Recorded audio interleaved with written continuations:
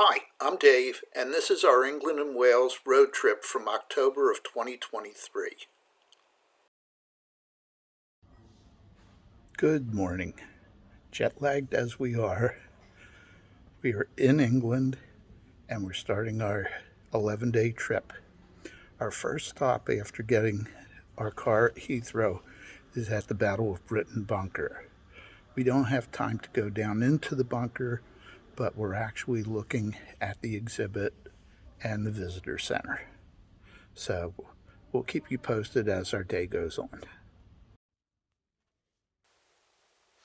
The Battle of Britain bunker is located in Uxbridge on the western outskirts of London. It was a top-secret facility, 60 feet underground, housing the No. 11 Group Fighter Command, which controlled fighter operations during World War II, including the Battle of Britain and D-Day.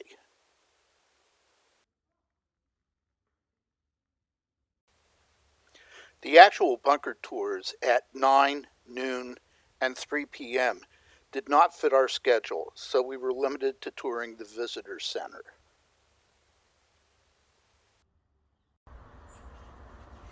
After visiting the bunker, we drove for about 2 hours from Uxbridge up to Bury St. Edmunds to the Airbnb that we're staying at for the next couple of days.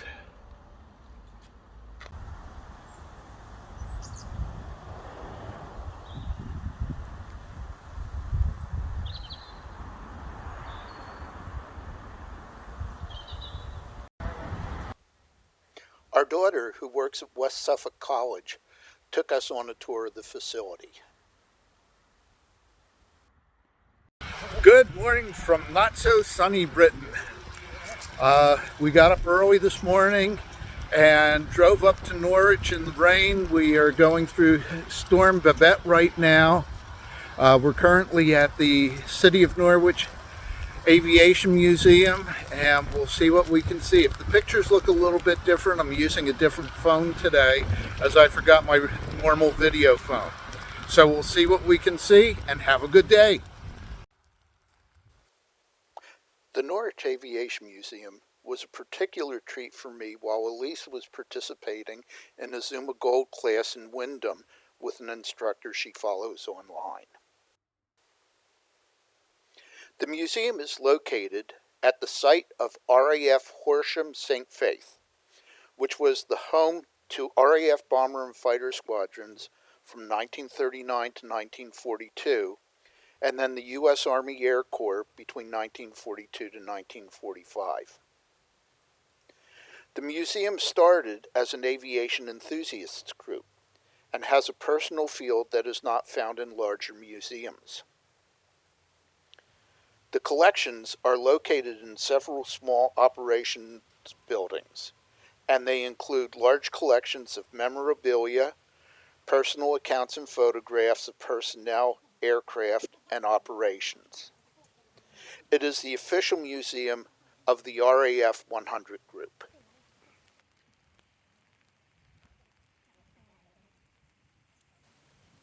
The museum is also home to several more recent aircraft, the highlight being an Avro Vulcan bomber, which we would have toured on a sunnier day.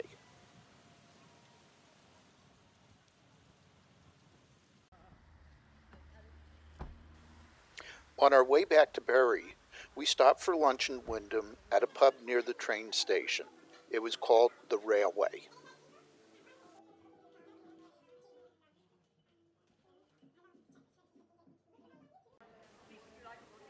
We finished our busy day attending the musical Oliver at the Royal Theatre in Bury St. Edmund.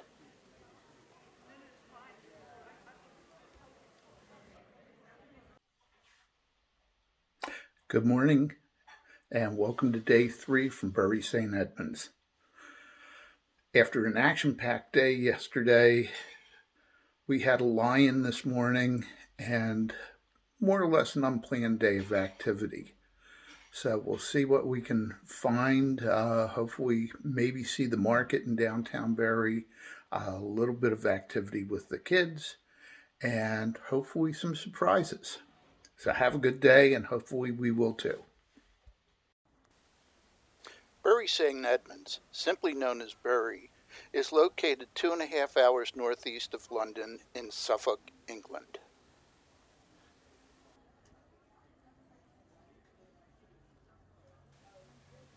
We were fortunate to be there for Saturday market. The market is held in the Butter Market and Cornhill Streets and dates back to before William the Conqueror in 1087. It houses up to 80 stalls and provides vast variety of fruits, vegetables, meat, and fish. The stalls also offer a wonderful selection of international foods and drink, plus products from all over the world.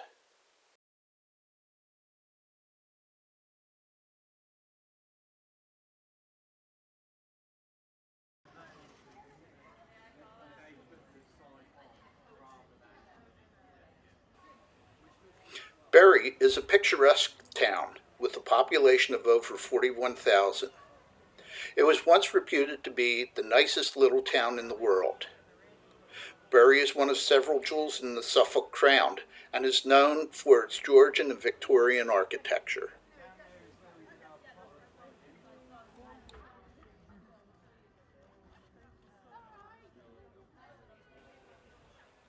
After leaving the market, we approached the square across from the Abbey and fronted by the Angel Hotel. Built in 1192, this historic ivy-clad building was renovated in 2011.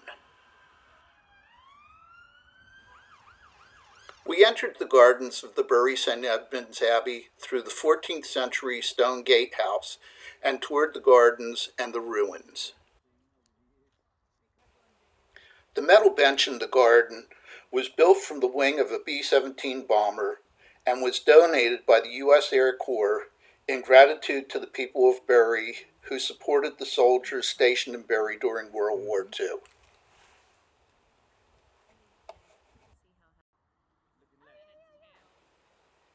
The medieval abbey was one of the richest and most powerful Benedictine monasteries in England. The remains of St. Edmund, who was martyred by the Danes, were enshrined in the original abbey, founded in 1020. However, Henry VIII closed the abbey in 1539 and had it destroyed, leaving the ruins which now are in a public park.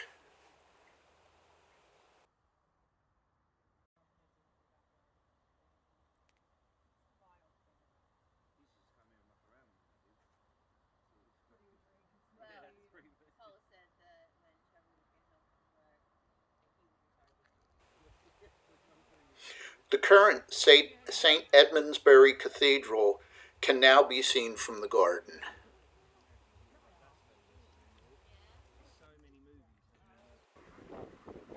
Our walking tour of Bury took us past the Green King Brewery, which was built in 1938. However, there has been a brewery on this site for over 200 years. Green King also sponsors the Royal Theatre, where we had seen the play the night before. Good morning and welcome to day, I think it's 4. We're starting off the day in Felixstowe. We drove here from Bury and we're going to be visiting the fort and the port. You can see behind me. And then going into Felixstowe itself and also seeing the seaside. So it's a beautiful day. The sun's out. We're not expecting any rain. So let's go explore. Our first stop was Landguard Fort at the mouth of the River Orwell. Fortifications here date back from 1540. Landguard was the last English fort to repel an invasion. In 1667, the Dutch tried to land a force of 2,000 to 3,000 and were repelled. The fort has undergone repeated renovations and more recently served in World War II as the launch site of balloons attacking Germany with incendiary devices. There were also anti-aircraft batteries a naval signal station, and a control station for defensive mines placed in the harbor entrance. The current commercial port at Felixstowe is the largest container port in the United Kingdom.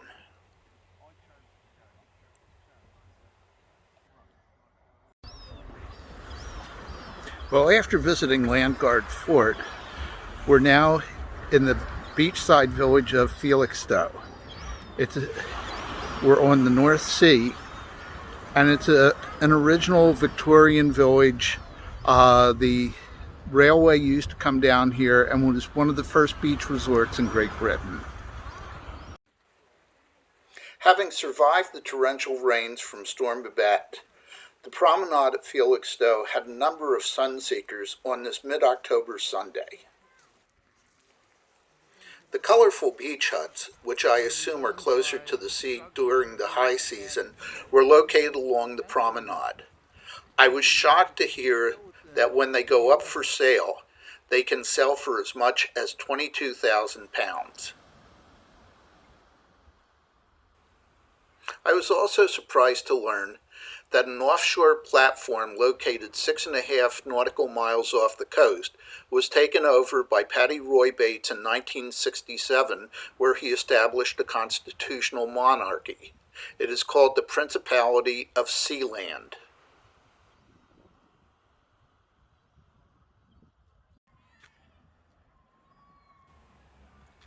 Since we were on the seaside, we were treated to a traditional dinner of fish and chips at the Fish Dish restaurant.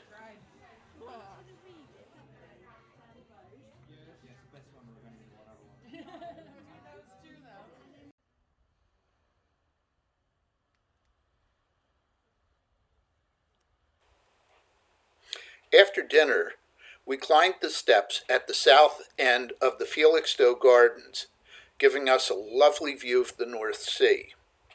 Then we walked to the Hamilton Road shopping district.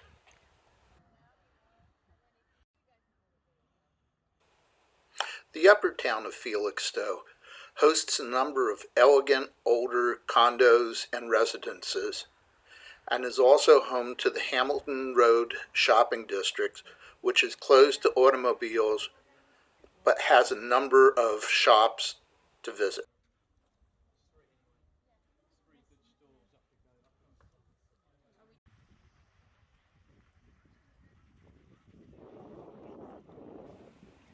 After coming down the steps on the north end of the gardens, we returned along the promenade. We stopped at the amusement pier for some games and spa.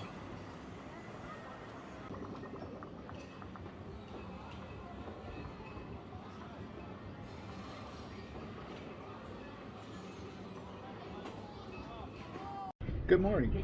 It's day 5, and we're in Cambridge. We changed our plans a little bit. Instead of Lenham Palace, we decided we'd go around the University of Cambridge and Cambridge town and see what there was to see. So it's another adventure, and the weather is great. We'll see you later. Our daughter and her boyfriend who took this picture joined us for the day.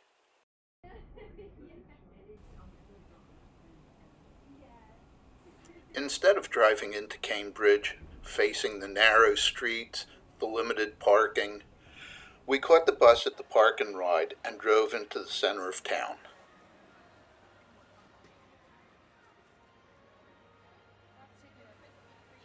A shortcut through a 4-story shopping mall took us to the city square where market was open.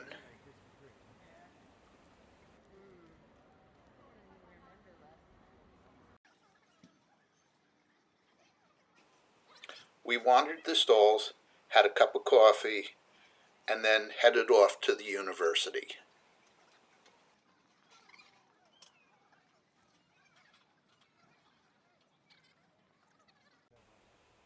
As we wandered the cobblestone lanes, we visited the various colleges whose notable alumni include King Charles, Sir Isaac Newton, Stephen Hawking, Alan Turing, Robert Oppenheimer, Charles Darwin, and many, many more. Also, John Oliver, Pete Buttigieg, and Rachel Maddow attended Cambridge. We turned around at the River Cam where we watched punters enjoying the weather and water.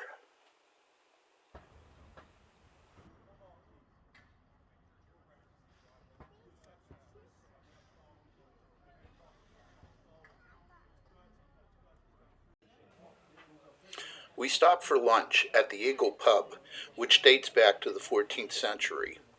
We ate in the RAF bar, which is covered in graffiti of British and American World War II airmen.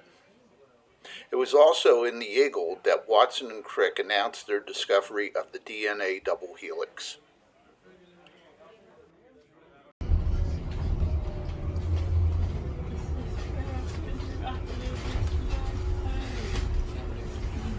Well, that was Cambridge. We're headed back to the car park, and soon we'll be on our way to Oxford and our Airbnb on a canal boat. So we'll see what that's like. We left Cambridge at about 2:30 and arrived in Oxford at 4:30, and we're now at our canal boat. So we'll give a little tour. We were staying on a wide canal boat, which is almost double that of the 7-foot wide narrow boats. It was moored 15 minutes away from our car and was on the towpath side of the Thames. The Oxford rowing clubs had their boathouses on the opposing bank.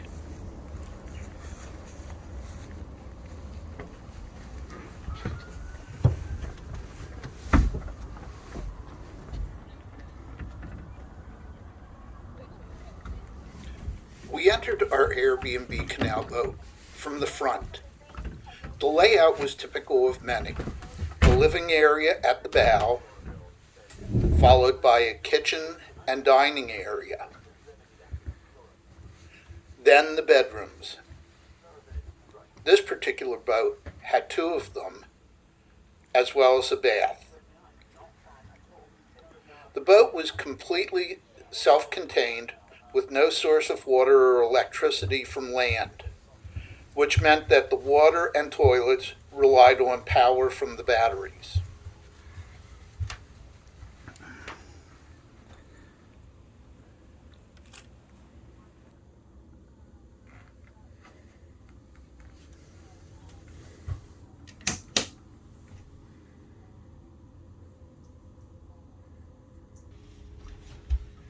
So it's another little tick off the bucket list box, something I wanted to do, and Elisa definitely indulged me on.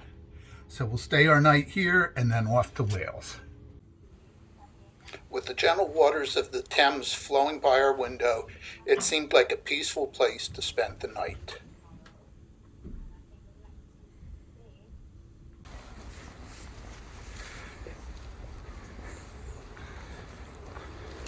As the sun began to set, we headed along the towpath into Oxford for some takeaway before settling in for the evening. Unfortunately, it was a little too dark to do any filming in Oxford itself.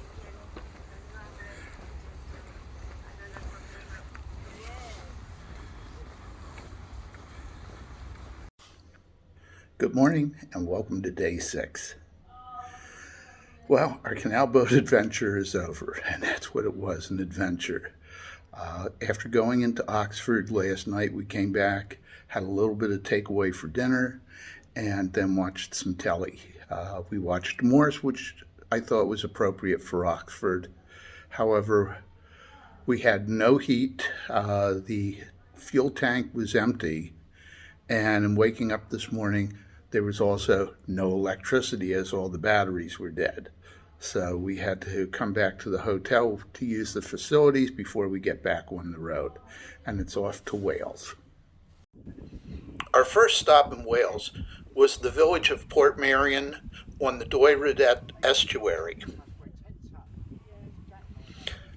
At this point, I want to take a moment to thank my wonderful wife for indulging me on this trip as we visited the RAF bunker, the aviation museum, the fort, and even the canal boat, All things that I wanted to do. In fact, I didn't even know about the RAF bar, and she surprised me with it. In fact, Portmerion was a place I wanted to visit since 1968, when it was the location of the 17-episode series The Prisoner starring Patrick McGoohan. McGoohan, only known as Number 6, was detained in this idyllic community in an unknown location, as his opponents, led by Number 2, tried to learn why he had resigned from his government intelligence service. Portmerion, which was only identified in episode 17, was built by Sir Clow William Ellis between 1925 and 1978. It is a folly tourist village and resembles architecture from the Italian Riviera. It is now owned by a charitable trust, with most of the buildings being self-catering cottages or hotels and suites. After 2 hours, we left for Llanberis, which was located at the base of Mount Snowdon.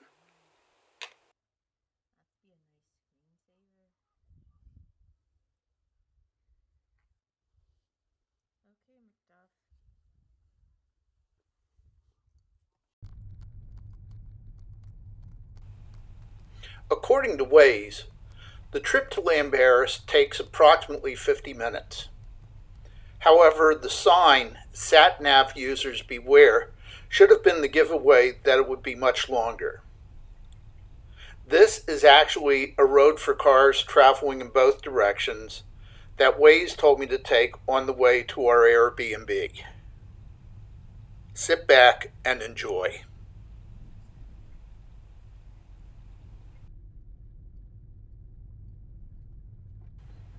The scenery was very beautiful, but the drive was extremely challenging. Fortunately, the one opposing car gave way for us after backing up a quarter of a mile.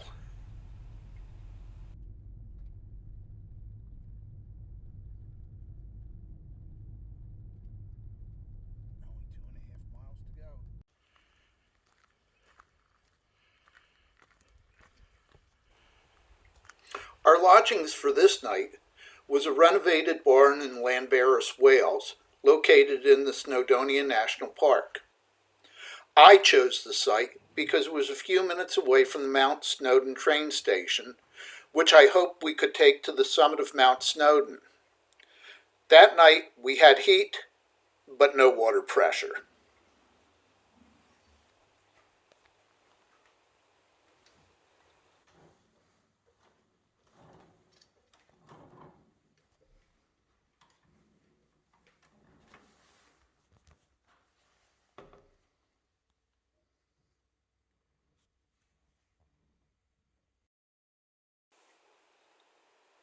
Driving through Snowdonia the next day, the scenery was absolutely beautiful. It's day 7, and welcome to New Quay. We had a little bit of a change of plan today. We were supposed to be taking the Mount Snowdon train to the summit. However, when we checked online last night, all the tickets for the 9 o'clock voyage were sold out. So we headed south and decided to hit New Quay on the way to Tenby as we went to the Lime Crab for lunch. So it's a driving day. Hopefully we'll get into Tenby and have a chance to walk around a little bit too. New Quay was only supposed to be a stop to stretch our legs and grab a bite of lunch, but we found it to be a quaint seaside resort on the Irish Sea.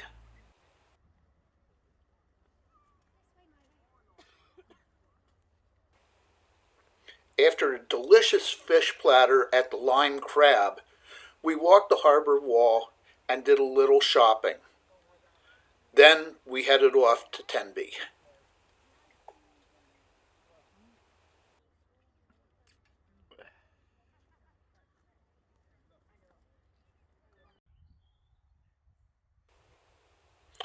Our Airbnb was delightful. Of course, Elisa found it. 2 bedrooms, one with a king-size bed, heat, hot water, and a great view of the sea and cliffs. I am no longer allowed to choose our lodgings.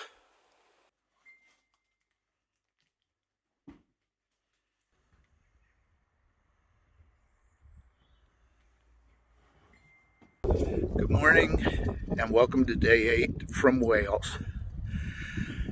We stayed in Penally last night, which is outside of Tenby, and today we're going around the Pembrokeshire Coast.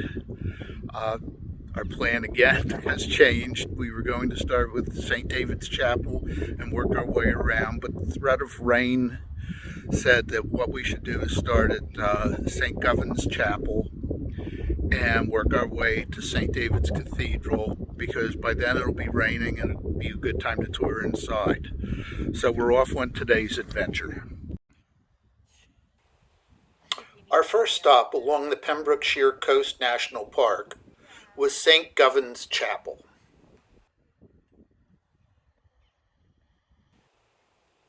St. Govan was a hermit who lived in a fissure along the coast in the 1580s as he hid from pirates. The chapel was built into the limestone cliffs in the 13th century, and it is said that St. Govan is buried under the chapel's altar.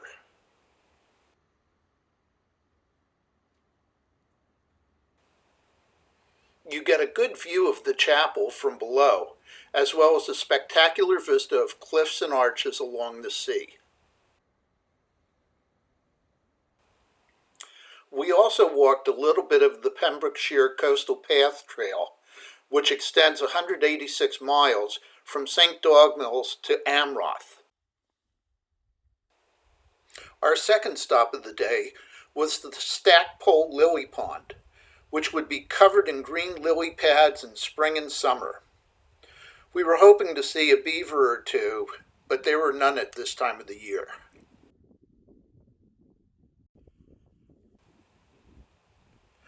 Our next stop was Stackpole Key Park, and then we hiked along the Coastal Path Trail to Barafundle Bay Beach. The beach is nestled between the cliffs along the coast. It is a hidden gem.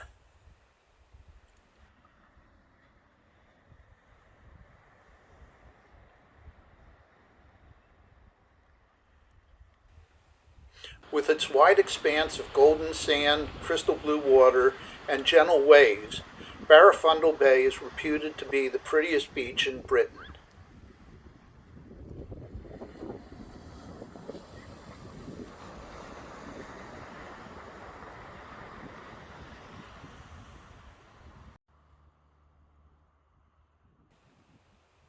In the afternoon, we drove to St. David's, but had to stop at this overlook above Newgate to appreciate the beauty. St. David's is Britain's smallest city, and was given that status due to its cathedral. St. David, the patron saint of Wales, established a monastery here in the 6th century. Construction on the cathedral commenced in 1181. It has been modified over the ages. The nave's ceiling was made in the 1530s from carved oak panels and is the only one of its kind in all of Britain. St. David was buried at the cathedral, which was then designated a place of pilgrimage. The shrine was destroyed in a Viking raid, but was reconstructed in 1275. The original base of the shrine remains there today under a gold tile mosaic.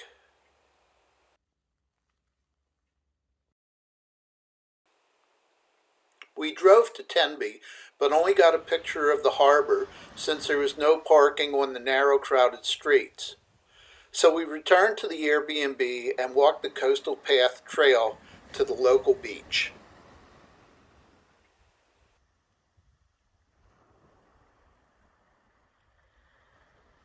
Welcome to a rainy day 9. We left Tenby at about 10 o'clock in the morning, and we're at Brecon Beacons National Park after driving for about 2 hours. We're going to be here just to see what they have at the visitor center, and then in the afternoon head down to the Cotswolds. We visited the Brecon Beacons National Park Visitor Center, but did not do any hiking due to the inclement weather. As you can see, the lanes in and out of the park ran through some sheep pastures. Sadly, we said goodbye to Wales and traveled back to England to our Airbnb in Blockley. Elisa picked another gem. Blockley is a small village in the Cotswolds. Our first stop was St. Peter and Paul's Church, to which we could walk. The village and this church are filming locations for the Father Brown mystery series. Blockley is the fictional village of Kembleford, and the church is Father Brown St. Mary's. Elisa and I have watched every episode to date and are looking forward to season 11.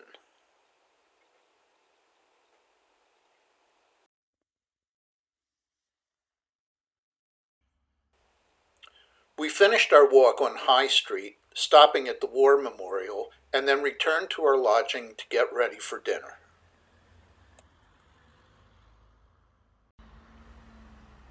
That evening, we drove to the market town of Morton in Marsh to have dinner at the Black Bear pub. We had broccoli and Stilton soup, steak and ale pie, broccoli, carrots, sweet potatoes, and bubble and squeak cake, which is made from potatoes and cabbage. Good morning. It's day 10, and we're in the Cotswolds. After spending a pleasant night going down to Morton in Marsh for dinner at the Black Bear, we're about to tour some of the little villages and picturesque scenes that the Cotswolds is so well known for. So it's going to be a bit of driving, a bit of walking, and hopefully the weather will stay nice as it is right now. And Elisa wanted me to point out the cows up on the hill there. So we'll see what we can see. We started the day by traveling to Chipping Campden. The Cotswolds were very prosperous in the Middle Ages because of the quality of the wool produced by Cotswold sheep and the thriving wool trade. Market villages like Chipping Campden, which still has the original market, grew throughout the region. The houses in the villages are constructed of local yellow limestone and have a storybook appearance with mainly slate and the occasional thatched roof.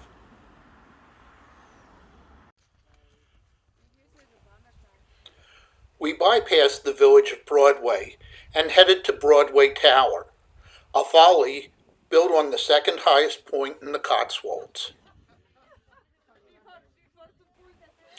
After touring the well-appointed interior, we had a spectacular view of the surrounding countryside. When I returned home and was researching information for this project, I discovered that Father Brown Season 8, Episode 10, The Tower of Lost Souls, was filmed here. Naturally, we had to rewatch the episode.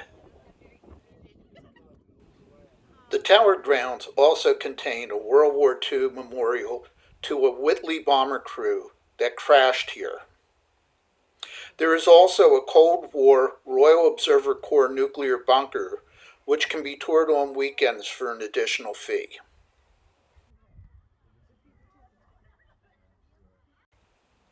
We stopped for lunch at one of the most picturesque villages, Bourton on the Water. It has the nickname the Venice of the Cotswolds because the River Windrush has 5 low-arched bridges crossing it as it flows throughout the center of the village. Bourton hosts a multitude of small specialty stores and was very popular this Saturday. It is also the home of the Cotswold Motoring Museum. Our next stop was Byberry. With only, quote, the street, unquote, passing through the village, parking was an issue. We walked to the Arlington Row cottages. They were used as 14th century monastic wool stores and 17th century weavers' cottages. They are considered the most photographed Cotswold scenes. Byberry is also the home of the Trout Farm and the Swan Hotel. Once a 17th century coaching inn, it is now a 4-star venue for weddings and business meetings. Finally, the onset of rain made shopping along High Street in Burford our last Cotswold destination. Good morning. It's day 11. We're heading home. So this is it for my travel vlog. I hope you've enjoyed the journey as much as we have, and we'll see where our next adventure takes us.